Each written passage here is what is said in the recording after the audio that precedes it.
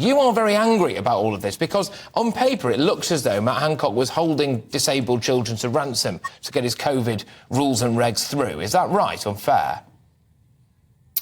Well, I think a fair-minded sort of person would conclude that from the messages as we've seen them. I know Matt Hancock says that doesn't accurately reflect the picture that was going on at the time. But look, I've been in Parliament for 13 years. I'm more than aware that sort of arm twisting and wrangling takes place in the corridors of the House of Commons in terms of parliamentary business.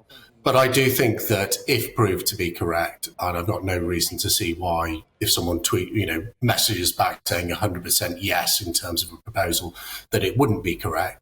If proved to be correct, I think this has crossed the line. I don't think it's acceptable as a father of a child with additional needs myself, and actually being adjoining the constituency of James Daly in Bury North. I think this is completely wrong, and that's why I've called for Matt Hancock to be dragged or brought in front of the House of Commons so we can cross-question him on this very issue. Did you vote for those particular measures?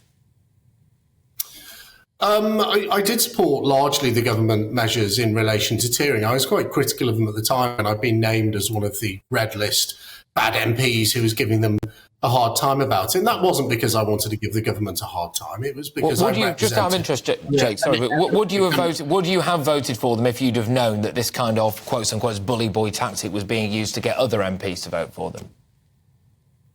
Well, I just think, if proven to be correct, this is absolutely appalling. It is weaponising money for disabled young people in the northwest of England as a way of bullying people into voting for the tiering system in the northwest. Lots of northwest MPs, including me, had real reservations about this. Let's not forget that as soon as the tiering system was proposed in London, suddenly the government came forward with money for hospitality, which hadn't been available in the north of England. So I don't think anyone can criticise northern MPs, whatever party they're from, for standing up for the people they represent. And this, if correct, is absolutely appalling, showing that a Secretary of State was prepared to use the plight of disabled children as a way of forcing through their will against MPs raising legitimate concerns. I've not experienced anything like this in politics.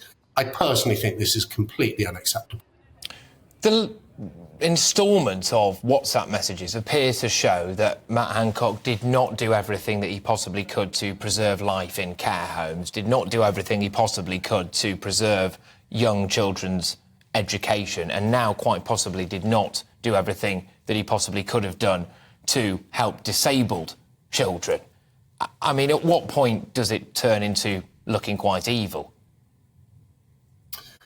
Well, that would be for others to say, but I do think the great disadvantage we have is that the COVID inquiry, which is probably several years away from a conclusion, won't, give us the answers that we're seeking in any reasonable time frame. And that's why I'm calling for, following this mass leak of 100,000 text messages, for us to get on with examining the evidence such as we know it is. And if Matt Hancock believes that he has in some way been misrepresented through his own words or through his own messages, then surely he will come forward and justify his behaviour.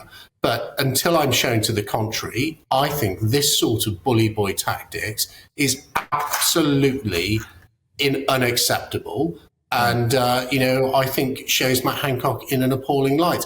And let's not forget that whatever the reasoning may be, this new Centre for Disabled Children to Learn in has not been built and has not been funded. Now, we don't know why that is, but James Daly did vote against these tiers, and surprise, surprise, the centre doesn't appear and doesn't get funded. Now, I don't know why that is, and I'd be very interested to hear from Matt Hancock whether he followed through on what appears to be a threat made by a special advisor in these messages.